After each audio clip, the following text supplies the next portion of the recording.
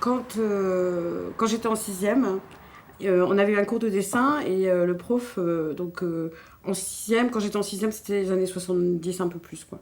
Et le prof a dit, bon, maintenant, on va dessiner les maisons de l'an 2000. Vous allez me faire des dessins sur les maisons de l'an 2000, la ville de l'an 2000. En tout cas, il y aura du fer et du métal et tout ça. Et donc, on a dessiné des maisons de l'an 2000. Puis l'an 2000, quand on a 10 ans, mais ça paraît un truc... c'est comme quand on parle des martiens, presque, en fait. Hein. Et je pense que quand j'ai vu cet immeuble, eh ben, ça rejoignait ma maison de l'an 2000. Hein. D'ailleurs, on était en l'an 2000 quasiment. Non, mais c'est rigolo. Hein. Je suis arrivée ici en 97, quoi. Et j'ai fêté l'an 2000 ici. Donc, ouais. Ça veut dire que finalement, ce qu'on avait projeté, ça arrive. Voilà. Donc, l'utopie, elle peut s'incarner un jour. On rêve d'un truc et il est là, quoi. Voilà.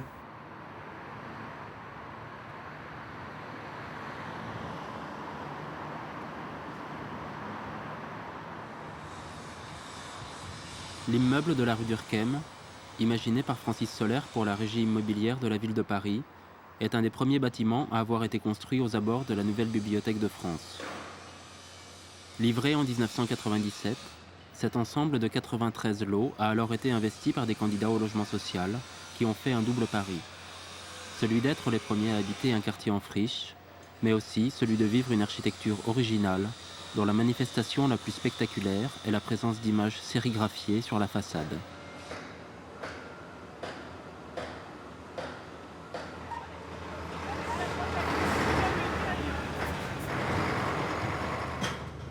Pour ces pionniers, il s'agissait donc d'apprendre à habiter, un logement, un immeuble, un quartier, à s'approprier, ou plutôt à se réapproprier ces lieux qui, avant même d'être investis, sont déjà porteurs de leur propre histoire, qu'elle soit économique, architecturale ou urbanistique. Le territoire de, disons, Tolbiac, pour commencer, et Bercy de l'autre côté, étant disponible, la ville a pris conscience de la potentialité de ce quartier. Et c'est là que Chirac a proposé de recevoir la Bibliothèque de France.